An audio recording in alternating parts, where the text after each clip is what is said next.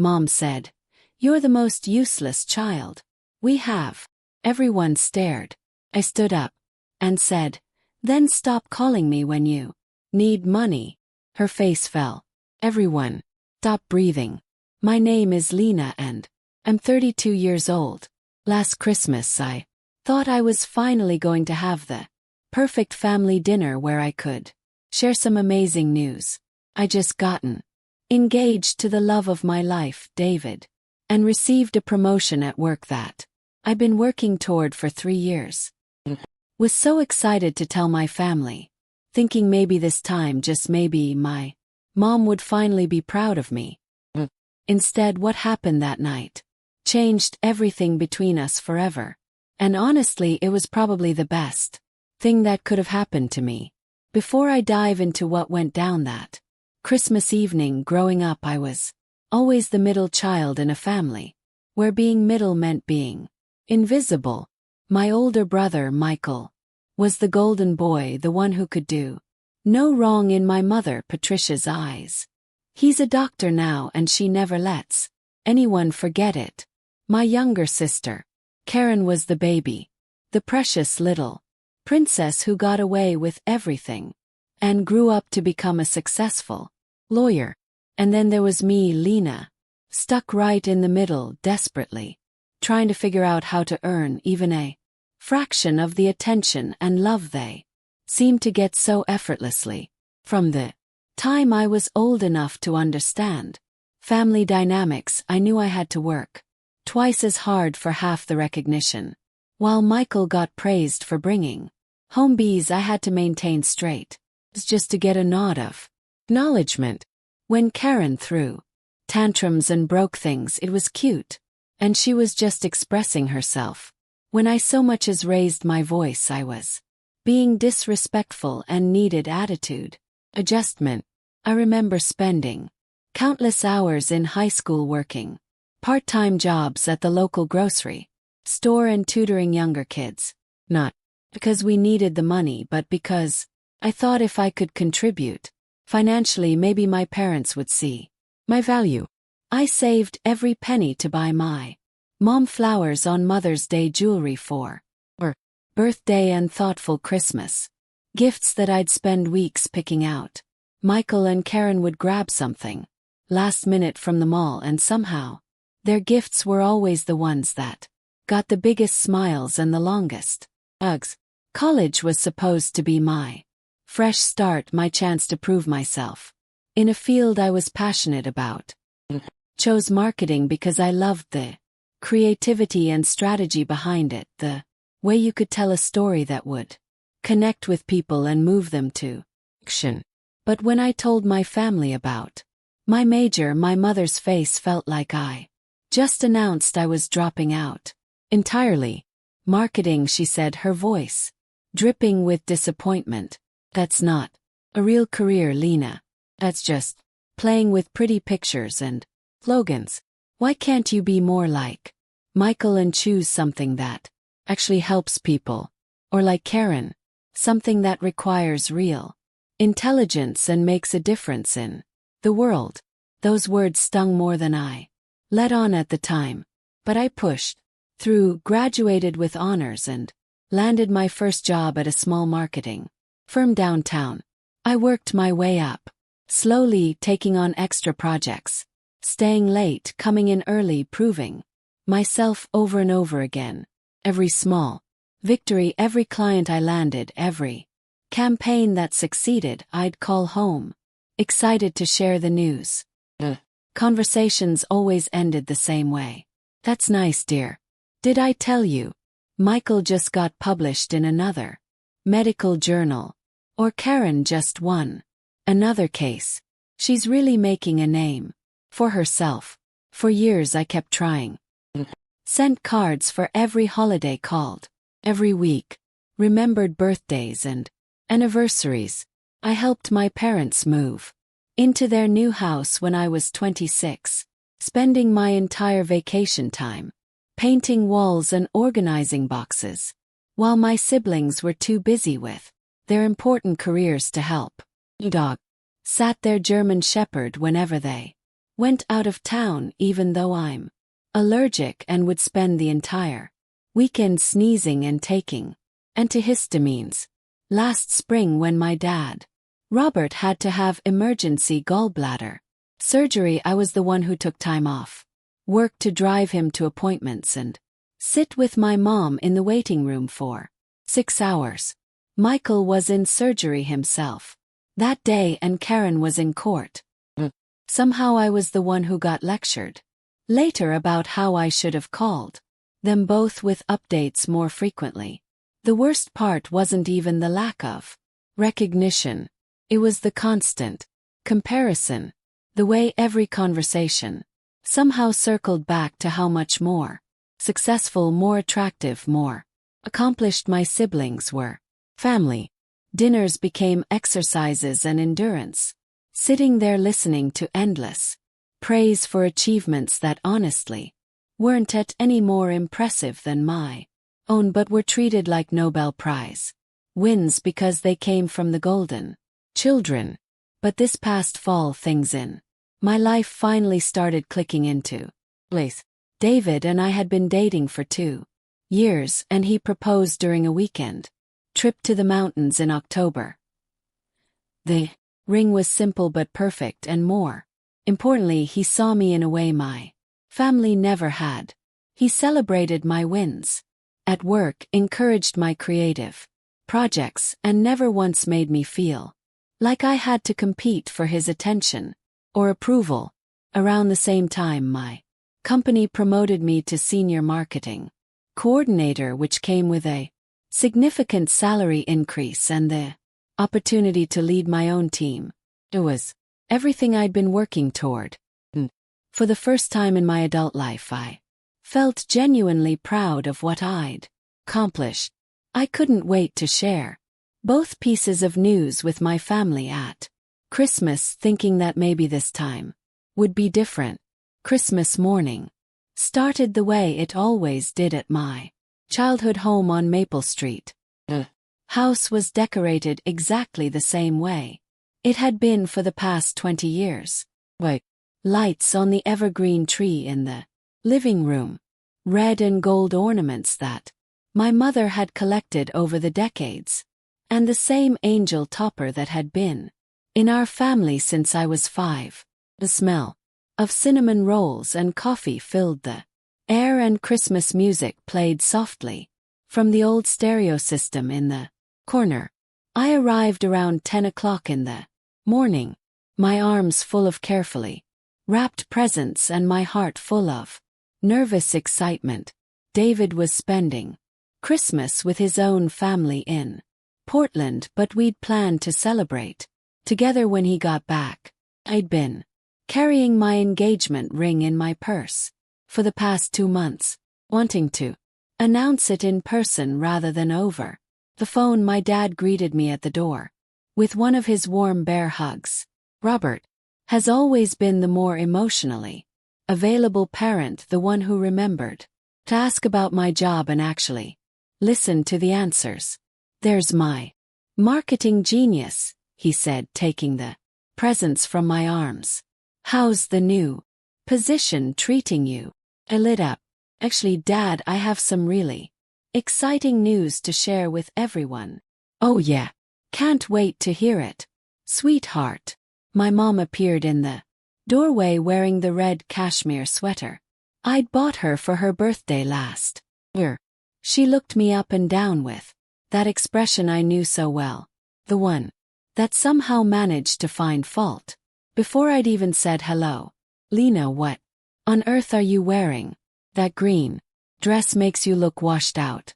Didn't I tell you that color doesn't work with your complexion, and your hair looks like you just rolled out of bed." "Merry Christmas to you too, Mom," Mom said, forcing a smile. "I actually spent an hour on my hair this morning." "Well, you should have spent 2, she replied, turning back toward the kitchen. "Karen looks absolutely stunning in her new navy suit. You should ask her where she."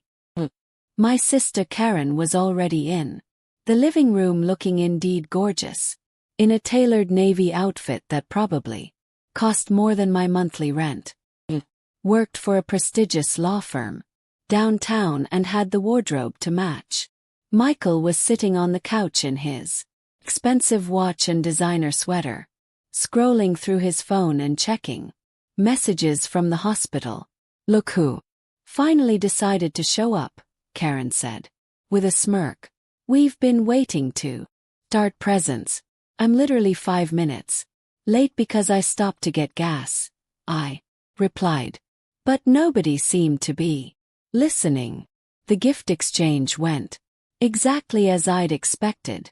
Michael gave everyone gift cards he'd obviously picked up at the last minute, but they were expensive ones from high-end stores. So Mom gushed about how thoughtful and generous he was.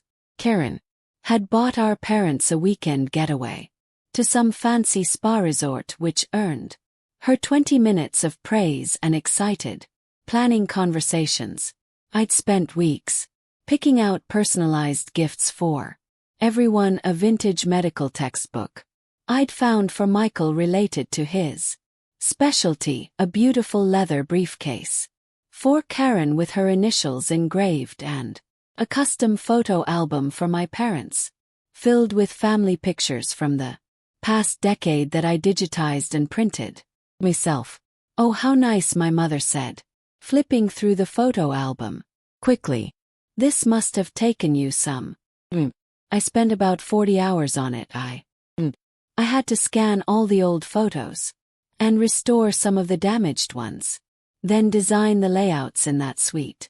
Here, Michael, show everyone that new what your colleague gave you. Just like that, the conversation moved on. Dad squeezed my shoulder and whispered, "This is beautiful, Lena. Thank you." But the moment had already passed. The morning turned into afternoon. More family members arrived. My Aunt Susan and Uncle Frank, my cousins Janet and Robert Jr., and my grandmother Eleanor. The house filled with laughter and conversation, and I found myself gravitating toward the kitchen, helping my mother with dinner preparations like I always did.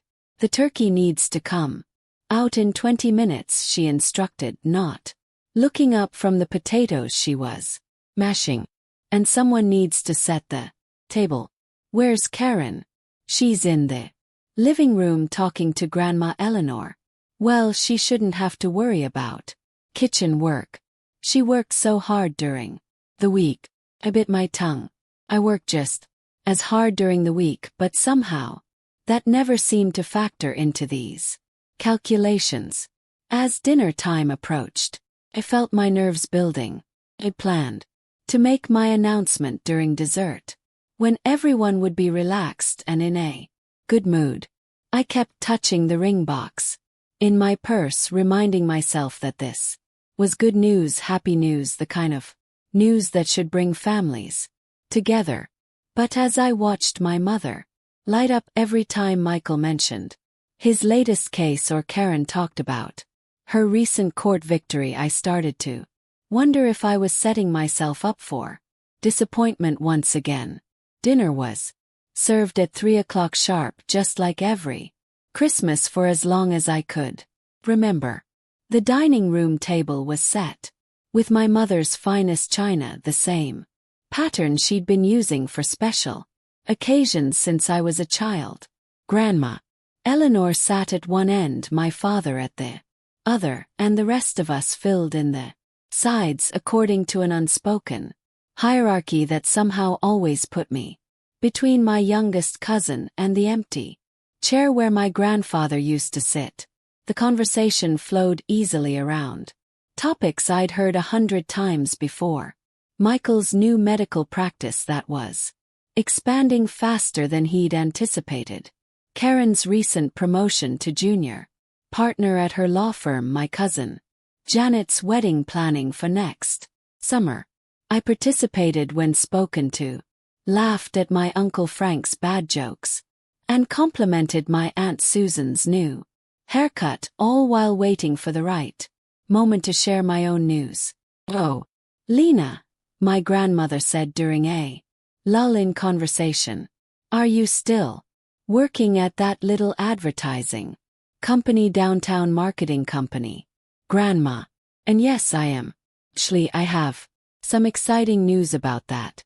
Before I could continue, my mother jumped in. Lena thinks making pretty pictures for businesses is the same as having a real career. I keep telling her she should go back to school for something more substantial like nursing or teaching. Marketing is a real career, Mom, I said, trying to keep my voice even. Actually, a field that requires a lot of strategy and analysis. I just got promoted to senior coordinator, which means I'll be leading my own team. Oh, that's wonderful, honey. My Aunt Susan said kindly. Congratulations. Thank you. And actually, I have even bigger news than that. I reached into my purse and pulled out the small velvet box, my heart pounding so hard I was sure everyone could hear it. This was the moment I'd been planning for weeks. David proposed, I announced, opening the box to reveal the beautiful solitaire ring inside. We're engaged. The reaction wasn't quite what I'd hoped for. There was a moment of silence, then polite congratulations from most of the table. My father's face broke into a genuine smile, and my grandmother reached over to squeeze my hand. But my mother's expression remained unchanged, almost bored. When did this happen? Karen asked. In October, we went to the mountains for a weekend, and he proposed during a hike to this beautiful overlook. It was perfect. October, my mother said, her voice sharp. We've been engaged for 2 months and you're just telling us now. I wanted to tell you in person as a family. Well, that's just typical of you, Lena. Always so secretive, always keeping things to yourself. No wonder we never know what's going on in your life. Felt the familiar sting of criticism disguised as concern. I'm not secretive, Mom. Call every week. I just wanted this to be special. What does David do again? Michael asked, though I told him at least 3 times in previous conversations. He's a high school English teacher. Teacher. My mother repeated the word, dripping with disappointment. Well, I suppose that's stable employment, at least. The way she said it made it clear what she was thinking. Not impressive enough, not successful enough, not good enough for her daughter. Never mind that David was kind, intelligent, funny, and treated me like I was the most important person in his world. He's a wonderful man, my grandmother said firmly. When do we get to meet him properly? Soon, I hope. With his family in Portland for Christmas, but we're planning to have dinner with everyone next month.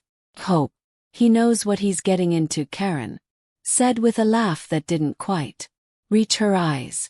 Lena's always been the difficult one in the family. Not difficult, I protested. But my mother was already nodding in agreement. Lena has always been challenging, she said, as if I weren't sitting right there. She's never quite figured out how to make things easy on herself or anyone. The words hit me like a physical blow, but I tried to shake them off. This was supposed to be a celebration, happy moment. I couldn't let them ruin. Well, I think it's wonderful news, my father said, raising his glass of wine. To Lena and David, may you be very happy together. Few people raised their glasses half-heartedly, but the moment felt forced and awkward. Conversation quickly moved on to other topics, and I found myself sitting there, with the ring box still in my hands, feeling smaller and more insignificant than ever. As dessert was being served, my mother launched into a detailed account of Michael's latest professional achievements. He'd been featured in a medical journal, invited to speak at a conference in Chicago, and was being considered for a position at the university hospital. Each accomplishment was described in glowing detail, with my Mother's pride practically radiating across the table. And Karen, she continued without missing a beat. Won the biggest case of her career. Settlement was in the six figures, and the senior partners are talking about fast-tracking her to full partner. That's amazing, I said, genuinely meaning. Congratulations, Karen. Thanks, she said, but her attention was already back in her phone. I sat there listening to the praise being heaped on my siblings, waiting for someone to circle back to my engagement or promotion, but it never happened.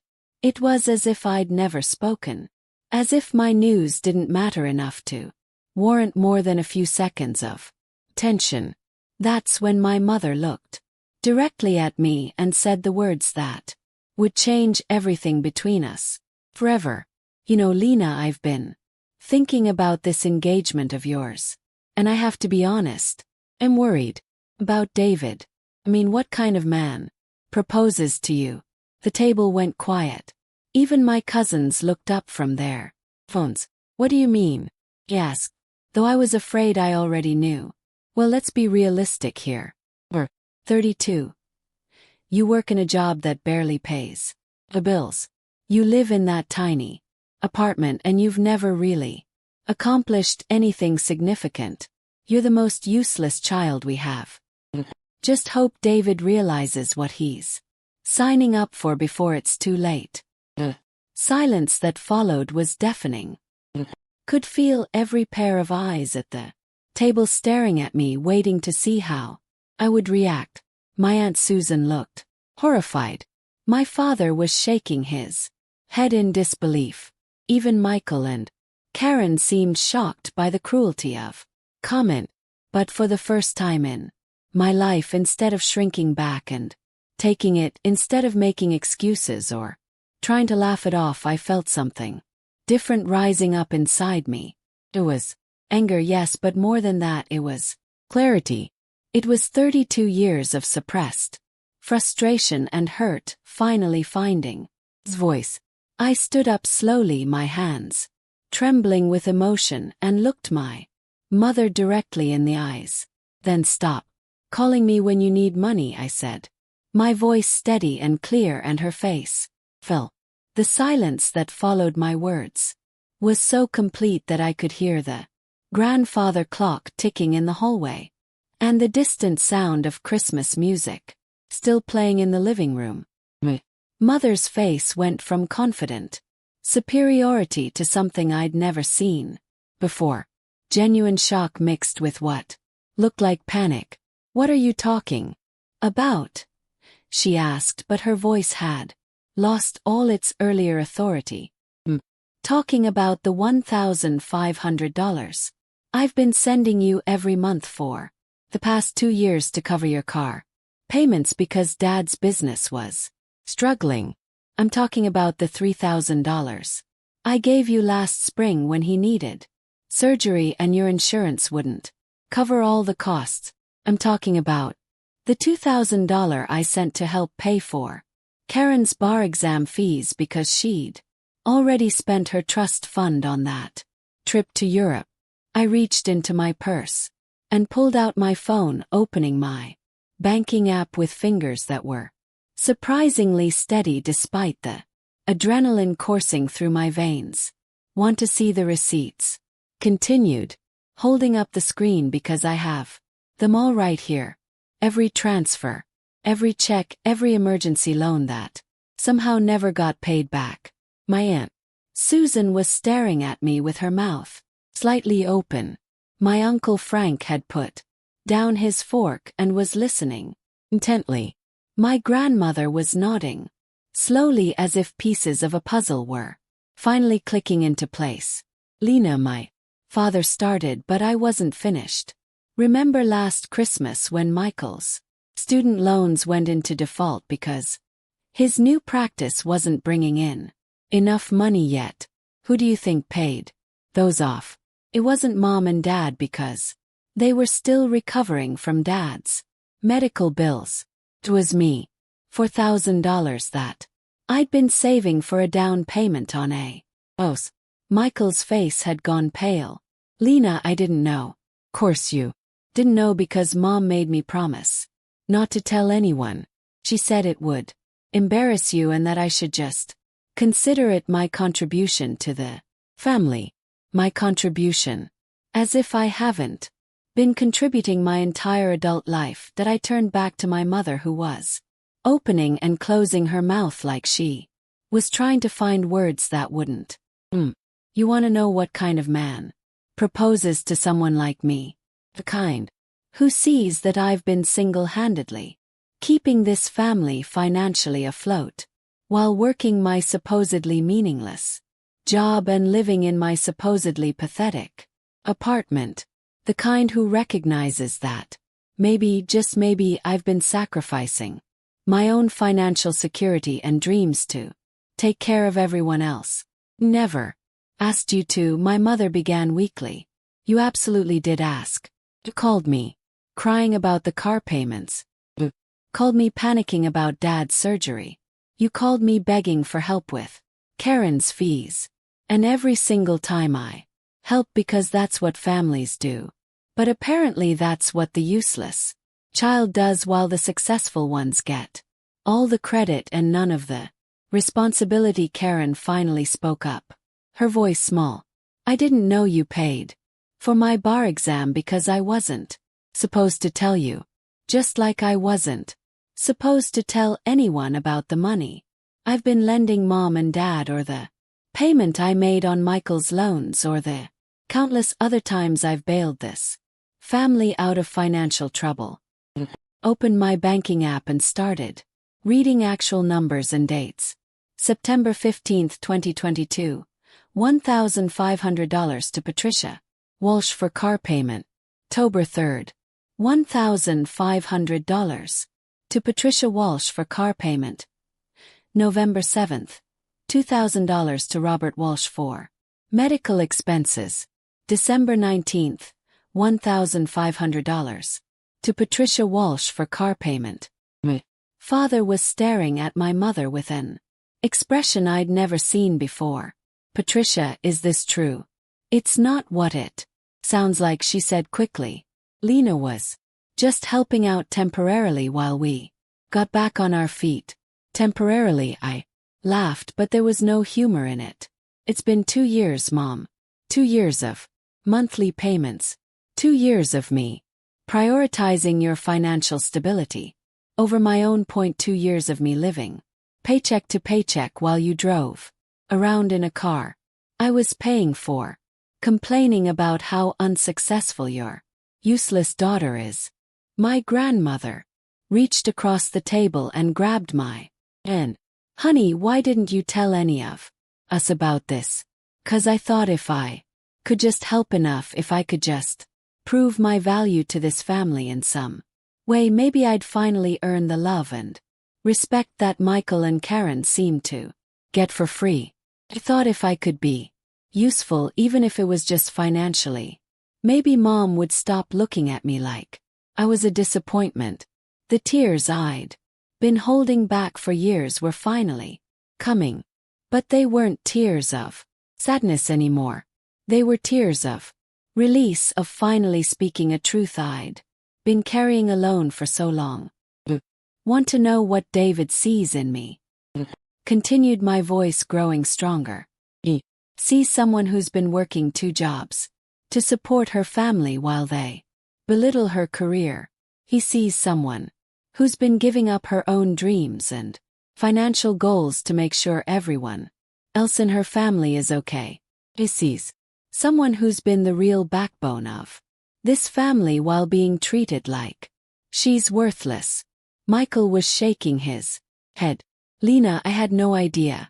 If I'd known you were the one who paid off my loans, you'd what? You'd have treated me with basic respect. You'd have defended me when Mom made her snide comments, because that's all I ever wanted. Not gratitude, not praise, just basic human decency. Turned to Karen, who was staring down at her plate. And you? Do you have any idea how many times I've covered for you? Not just financially, but in every other way. When you were too hungover to help. Move. Who do you think spent her weekend packing boxes? When you were too busy to visit Dad in the hospital. Who do you think sat with him for hours? Lena, my father said quietly. I'm so sorry. I had no idea your mother was asking you for money because she made me promise not to tell you. He said it would hurt your pride, and that is the most financially stable one. 'Twas my responsibility to help. Funny how I went from being the most useless to the most financially stable depending on what she needed from me. My mother finally found her voice again. You're being dramatic. Lena, we do. What families do is support each other emotionally and treat each other with respect. What you do is take my money while telling everyone how worthless I am. What you do is use me as a financial safety net while treating me like an embarrassment. I stood up and pushed my chair back from the table. Well, congratulations. You're about to find out exactly how useless I really am. Because as of today, the Bank of Lena is permanently closed. The aftermath of my revelation was immediate and chaotic. As soon as I announced that I was done being the family's financial safety net, multiple conversations erupted around the table simultaneously. My Aunt Susan was demanding to know how long this had been going on. My Uncle Frank was asking my father if he knew about the money. My grandmother was looking at my mother with an expression of deep disappointment. Lena, wait, my mother said, standing up as I gathered my purse and coat. Let's talk about this privately.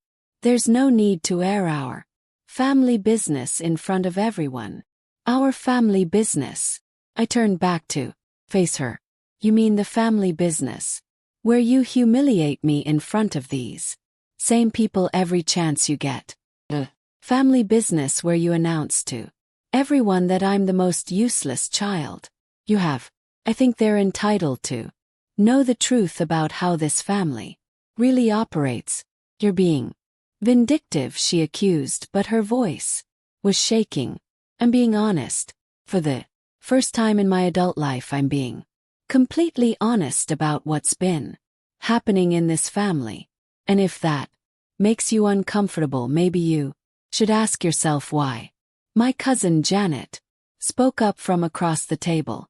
Lena, are you serious about the money? We've really been supporting them financially. Dead serious. Can show you bank statements going back years if you want proof. My father was staring at my mother with a mixture of confusion and anger. Patricia, we need to talk right. Well, not in front of everyone. Why not? You had no problem discussing Lena's failures in front of everyone. You had no problem announcing to the entire table that she's useless. So why is it suddenly inappropriate to discuss the truth? Michael finally spoke up, his voice quiet. Lena, about my student loans. I genuinely didn't know. I thought Mom and Dad had helped me out. I know you didn't know, I said, and I meant it. None of you knew because I was specifically told not to tell you. Michael, can I ask you something? No. The years we've been adults, have you ever once asked me if I needed help with anything? Have you ever inquired about my finances, my career struggles, my personal life beyond the bare minimum? He was quiet for a long moment.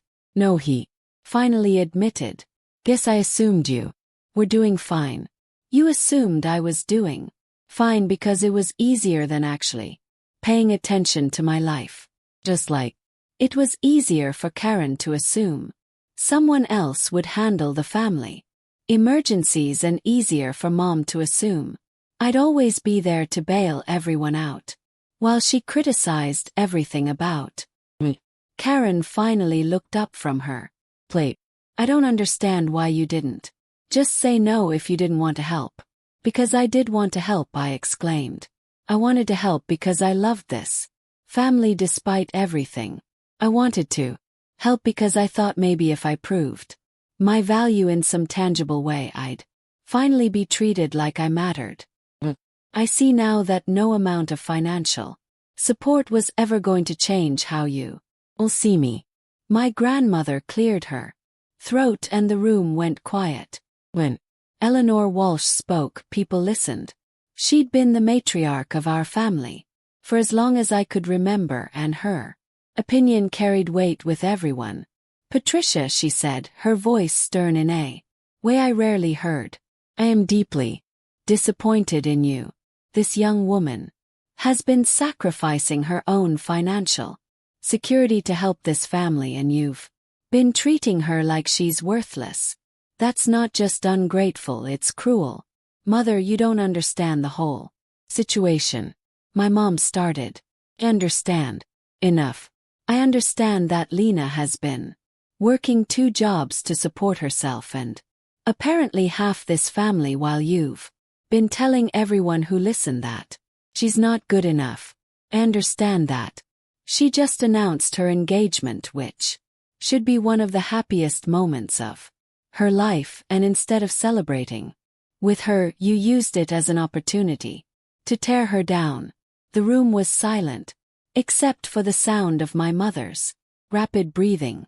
I'd never seen her called out so directly by her own mother before.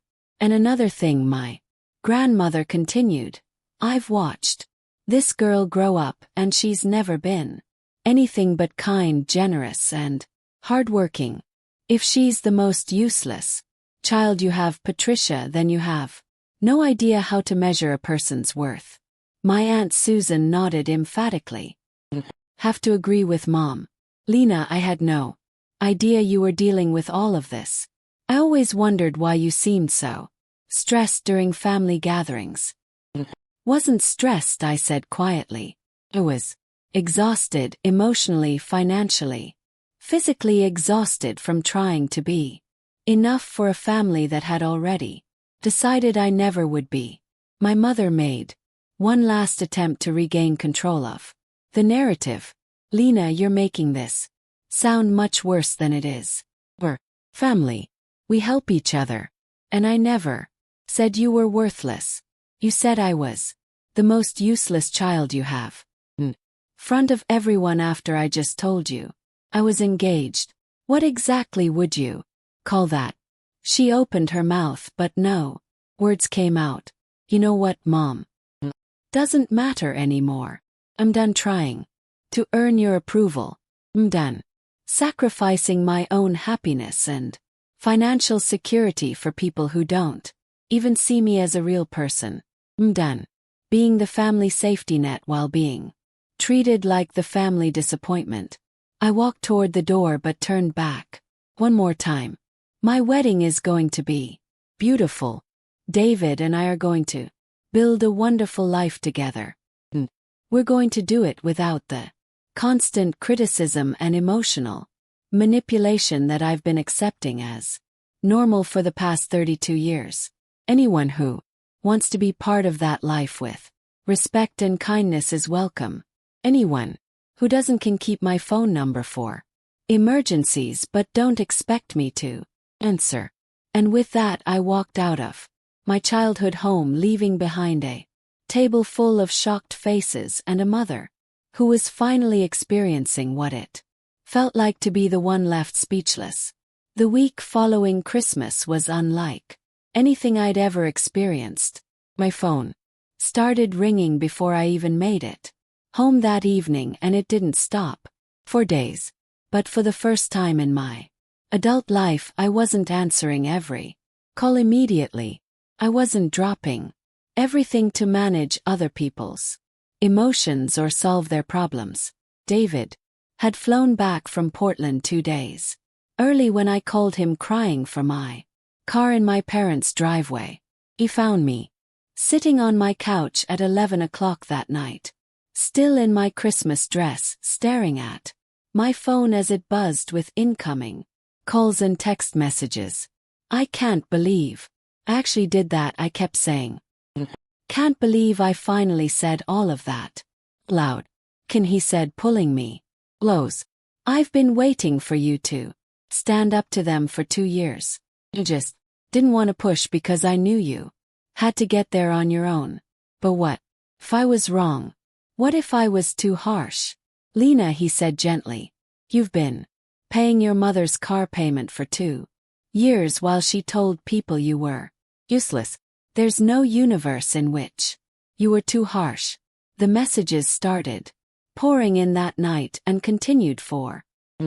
My father called first, his voice heavy with what sounded like genuine regret. Lena, honey, I had no idea your mother was asking you for money. I'm so sorry. If I'd known, Dad, it's not just about the money. It's about the way she's treated me my entire life. Money was just the final straw. I know, sweetheart. I've been thinking a lot about that since you left. And but I should have stood up for you more over the years. I should have said something when she made those comments. It was the first real apology I'd ever received from anyone in my family, and it meant more than I could express. Michael called the next day. Lena, feel terrible about the loan situation. I want to pay you back. It's not about paying me back, Michael. It's about the fact that for all these years you've been perfectly happy to assume that someone else would handle family problems while you focused on your career. You never once asked if I needed help or support. You're right, he said quietly. I guess I always saw you as the strong one, the one who had everything figured out. I was the one who couldn't say no. There's a difference. Karen took 3 days to call. And when she did, she was defensive.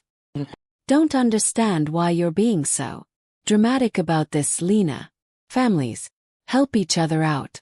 It's not like anyone forced you to give us money.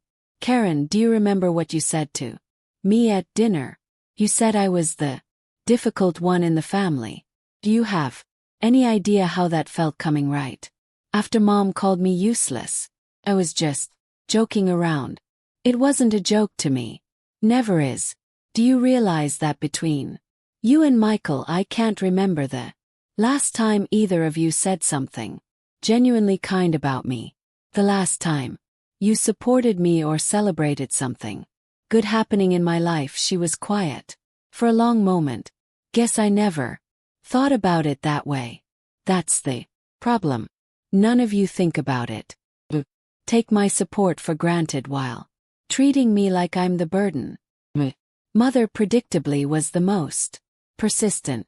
She called 6 times on December 26th alone, leaving increasingly frantic voicemails. Lena, this is ridiculous. Call me back so we can discuss this like adults. Lena, you're being incredibly selfish. Her father is upset and this is affecting the whole family. Lena, I don't know what's gotten into you, but this attitude needs to stop. We're your family. On December 28th, she tried a different approach. Lena, honey, I think I may have spoken too harshly at dinner. Maybe we can work something out about the money situation, but it wasn't until December 30th that she finally called and said the words I'd been waiting 32 years to hear. Lena, I was wrong. Sorry. I almost didn't answer the phone. I'd been screening her calls 4 days, and David had been encouraging me to take my time before engaging, but something about the 10th ring made me pick up. Hello, Mom. Lena, thank God. Please don't hang up. I need to talk to. I'm listening. Your father and I have been talking, and I think I owe you an apology. A real one. Waited. What I said at dinner was unforgivable. Or not useless. You're the opposite of useless. You've been God, Lena. You've been holding this family together, and I've been treating you terribly. It was the closest thing to a genuine apology I'd ever received from her. But I wasn't ready to let my guard down completely. Mom, it's not just what you said at dinner. It's been a pattern my entire life. The constant criticism, the Comparisons to Michael and Karen, the way you dismiss my career and my accomplishments. I know, she said, and her voice was shaking. I know, and I don't have a good excuse for it.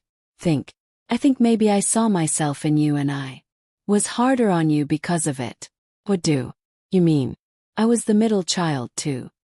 Know what it's like to feel invisible.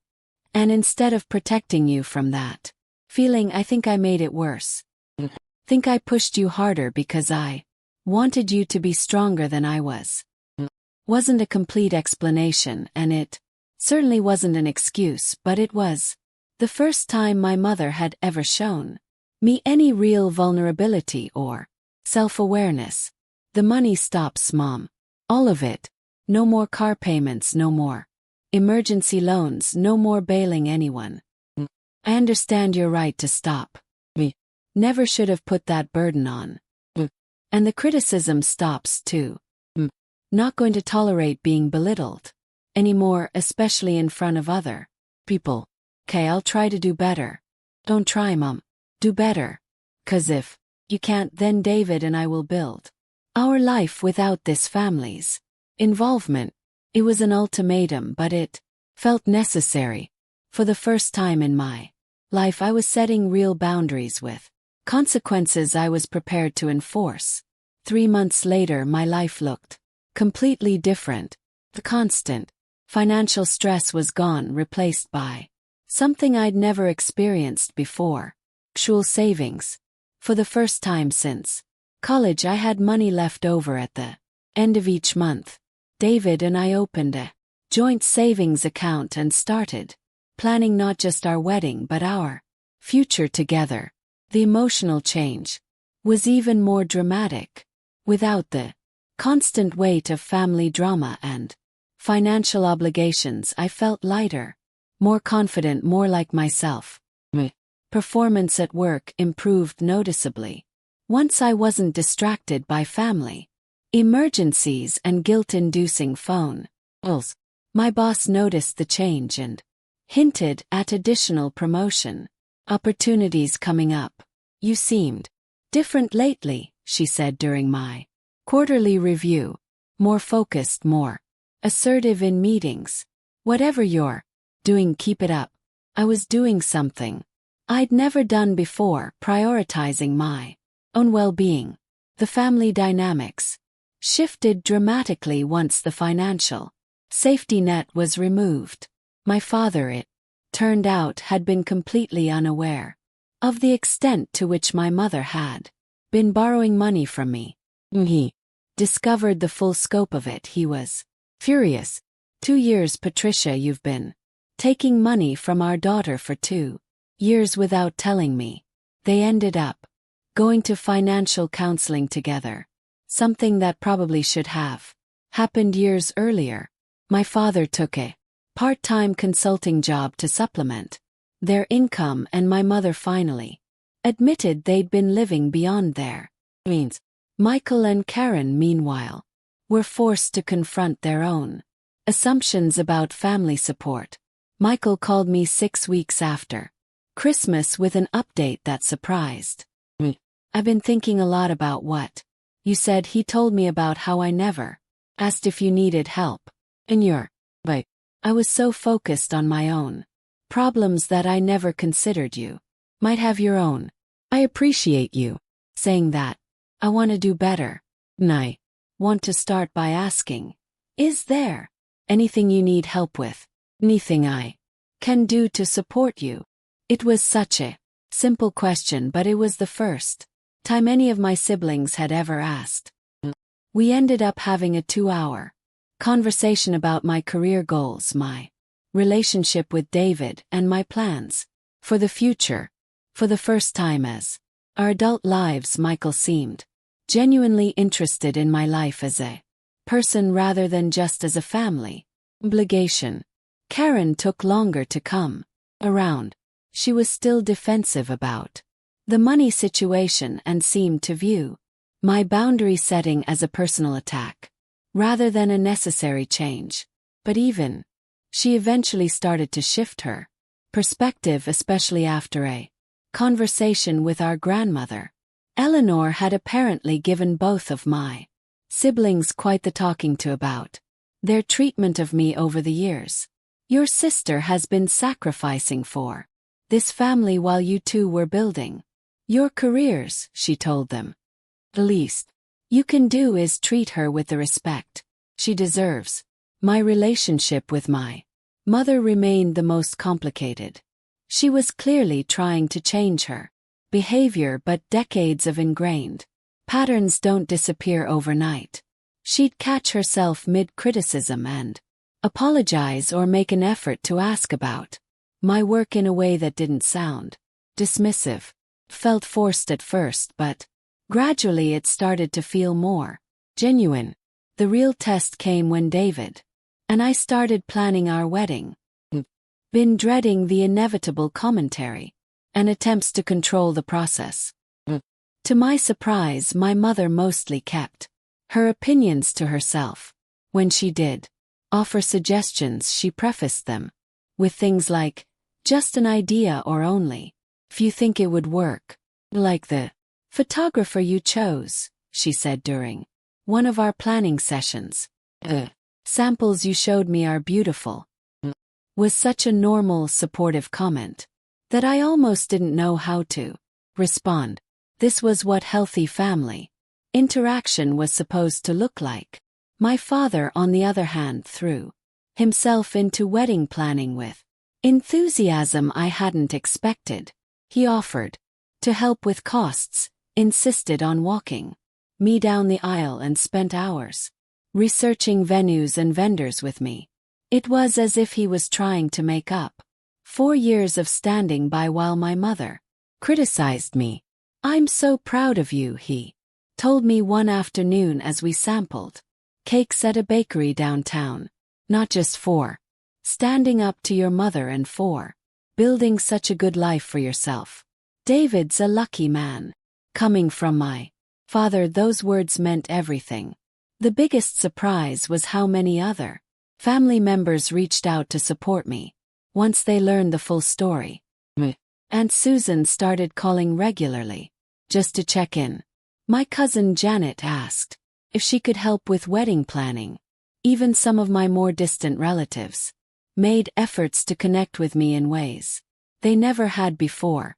I always sensed there was tension, my Aunt Susan explained, but I never realized how bad it was. Your mother has always been intense, but I didn't know she was being so unfair to you. Turned out that several family members had noticed the dynamic over the years but hadn't felt comfortable intervening. My Christmas outbursts had given them permission to address what they'd been seeing but ignoring. The most meaningful change was in my relationship with David's family. Without the constant drain of my own family's drama, I was able to invest more emotional energy in building relationships with his parents and siblings. They welcomed me with an openness and warmth that I'd never experienced, and for the first time I understood what healthy family dynamics actually looked like. Your family is so normal, I told David after a Sunday dinner with his parents where no one criticized anyone and everyone seemed genuinely happy to be together. Worse can be too, he said. Just takes time and boundaries. He was right. Slowly, carefully, with clear expectations and consequences. Some of my family relationships were beginning to heal. Not all of them and not completely, but enough to give me hope that the future could be different from the past. Months after that Christmas dinner, David and I were married in a small ceremony at a historic inn about an hour outside the city. The guest list was carefully curated, including only people who had shown genuine support for our relationship and respect for both of us as individuals. My father walked me down the aisle with tears in his eyes. Grandmother sat in the front row beaming with pride. My mother was there too, dressed beautifully and behaving perfectly. But I could see the effort it was taking her to hold back her usual commentary. Michael and Karen both attended and even seemed genuinely happy. But the people who mattered most were the ones who had supported me unconditionally. David's family, who had embraced me from the beginning. My aunt Susan and cousin Janet, who had become real sources of emotional support, and my longtime friends who had watched me struggle with family dynamics for years and were thrilled to see me finally standing up for myself. "You look radiant," my grandmother whispered as she hugged me after the ceremony. "Not just beautiful but truly happy. What I've been waiting to see." During the reception, my father gave a speech that brought me to tears. "Lena has always been the heart of our family," he even when we didn't appreciate her properly. "She's kind, generous, hardworking, and loyal to a fault. David, you're not just marrying a wonderful woman. You're marrying someone who will move heaven and earth for the people she loves.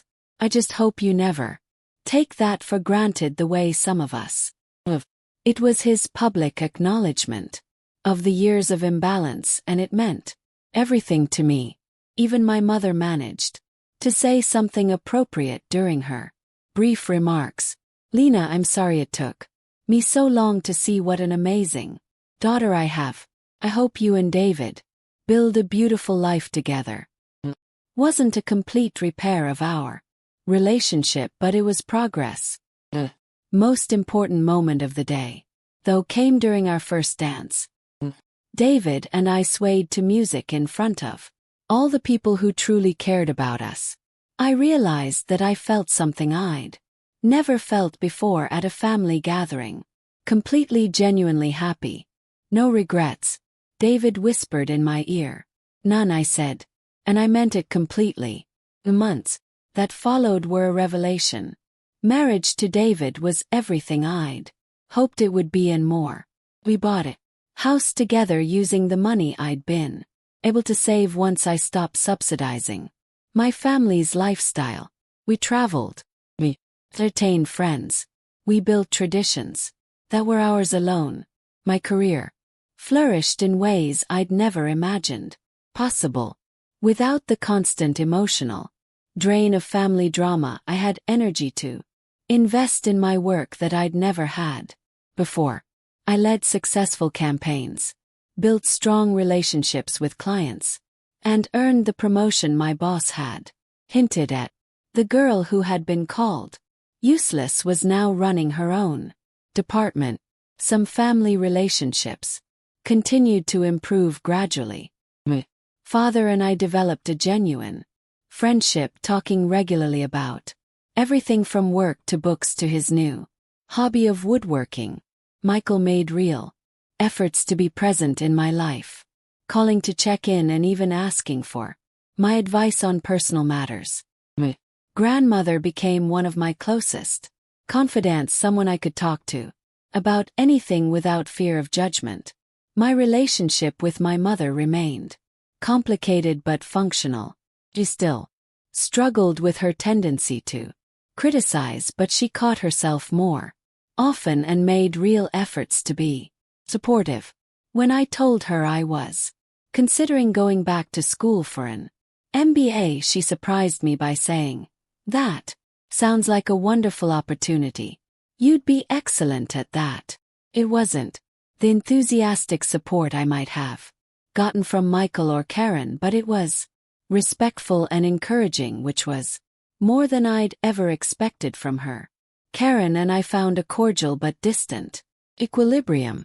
We were polite at family gatherings and exchanged pleasantries, but we never developed the close relationship I'd hoped for. That was okay, though. I'd learned that not all family relationships can be fixed, and that's not necessarily a reflection of personal failure. The most profound change was internal. For the first time in my adult life, I wasn't constantly seeking approval or trying to prove my worth. I knew who I was, what I'd accomplished, and what I brought to my relationships. David's love and respect had shown me what it felt like to be valued for who I truly was. And I'd learned to value myself the same way. One evening, almost a year after our wedding, David and I were having dinner when my phone rang. It was my mother, which wasn't unusual by then, but something in her voice was different. "Lena, I need to tell you something," she said. "Your father and I were at the grocery store today, and I ran into Mrs. Henderson from down the street. She was asking about you, and I found myself telling her about your promotion and your new house and how proud I am of you. And then I realized I don't think I've ever actually told you that." "Told me what, Mom?" "That I'm proud of you. That I've always been proud of you, even when I was too stubborn or too focused on what I thought success should look like to admit it. You're an incredible woman, Lena. You're kind and strong and successful and generous, and I'm sorry. Took me so long to say that out loud. It was the conversation I'd been waiting for my entire life, and it came at a time when I no longer needed it to feel complete. But that made it even more meaningful because it felt genuine, rather than desperate." "Thank you, Mom," said. "That means a lot. I love you, sweetheart. I should have been saying that more often too. I love you too." After I hung up, David looked at me with a smile. "How does it feel?" "Good, and I was surprised to realize I meant it. "Feels really good. Also, I think I would have been okay either way." And that was the real victory. Not that my family had finally learned to treat me with respect, though. That was wonderful. The real victory was that I'd learned to respect myself enough to demand better treatment and to build a life that didn't depend on their approval for my happiness. I'd learned that sometimes the most loving thing you can do for yourself and for others is to stop accepting unacceptable behavior. I'd learned that financial independence and emotional independence go hand in hand. Most importantly, I'd learned that the family you choose can be just as important as the family you reborn into, and that surrounding yourself with people who see your worth doesn't make you selfish, makes you whole. Little girl who had spent her childhood trying to earn love had grown into a woman who knew she was worthy of love, just as she was. And that made all the difference in the world. Have you ever had to set difficult boundaries with family members who took your support for granted? I'd love to hear your stories in the comments below. And if this story resonated with you, thank you for listening to my story, and I hope it helps someone else find the courage to speak their truth. Wishing you all the strength to know your worth and the courage to demand the respect you deserve.